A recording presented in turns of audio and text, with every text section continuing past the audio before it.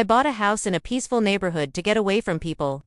I wanted space, a little land, and the freedom to mow my lawn shirtless while blasting country rock without anyone batting an eye. Instead, I got Karen. She was the queen of the homeowners association, though she'd never been voted in. No one even remembered when she started running things, but run things she did with a clipboard in one hand and binoculars in the other. Now, I didn't move to Willow Ridge for the social scene. I moved for the backyard, the garage, and the fact that the property came with a legit John Deere lawn tractor, not a push mower, a beast. I named it Betsy. Karen hated Betsy.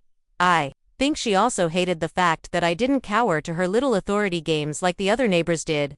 She'd hand out courtesy warnings like Halloween, candy, grass too tall, wrong trash day, garage door left open for more than 15 minutes, you name it. She'd find a problem.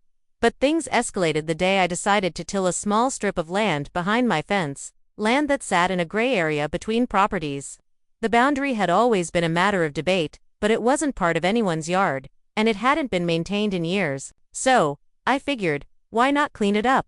I was maybe 10 minutes into plowing when I heard the sound of screeching sandals and saw Karen storming through the bushes like an angry librarian in a war zone. "You're destroying HOA landscaping," she shrieked. "What landscaping?" I asked, cutting the engine. "Those are roses." I looked down. Sure enough, there were maybe 3 dead twigs poking from the dirt.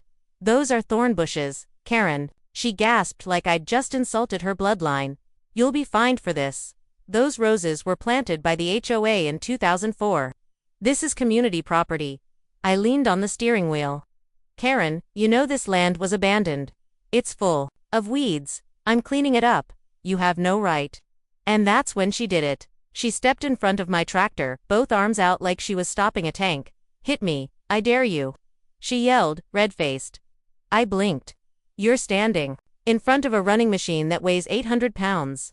Exactly. So turn it off and back away." Behind her, a couple of neighbors were watching from their porches, sipping lemonade like they'd just tuned into a live soap opera.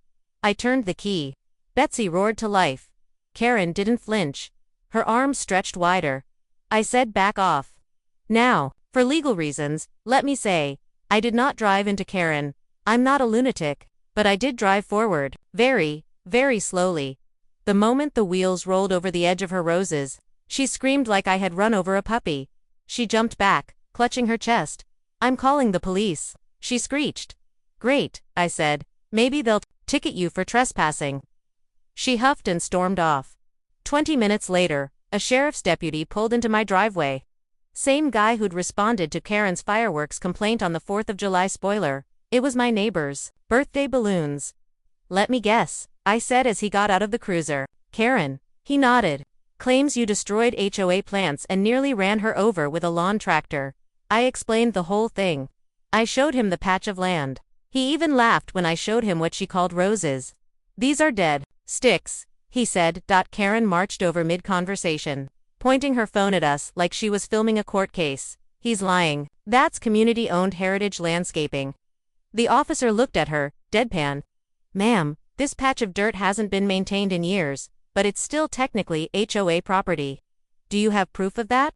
he asked. She blinked. "It's in the bylaws." "Mind showing me?" She stammered. "Well, no," but he sighed, turned to me, and said, "You're good. Just keep it respectful." Karen wasn't happy. She stormed off again, swearing up and down that I'd see consequences. Turns out, she meant that. 2 days later, I got a letter taped to my front door. Not mailed, taped, in bold, red print. "You are in violation of Article 3. Section 9B. Destruction of community property. Fines totaling $680 will be applied to your next dues statement." First of all, I don't have an HOA dues statement. I opted out of the full membership when I bought the property. That's right, it was possible. I was a partial member, meaning I didn't use their pool or clubhouse, and they couldn't fine me for something on land they didn't own. So I did what any sane man would do. I drove Betsy back over the roses. This time, I planted wildflowers in their place, and to make it worse, I put up a sign that said, "Pollinator Garden HOA keep out." She lost it. She tried to call an emergency HOA meeting, but not enough members showed up. She emailed the county. They sided with me. She tried filing a noise complaint for mowing.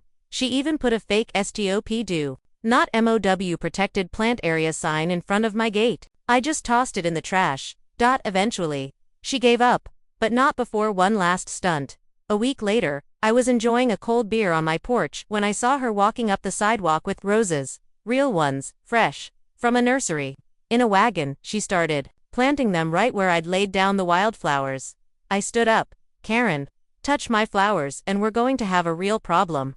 She stood, sweat on her forehead, dirt on her hands. This isn't your land. Then stop planting stuff on it. She opened her mouth to argue when once again the sheriff's deputy pulled up. This time, he didn't even ask questions. He just pointed at her. Ma'am, step away from the flowers.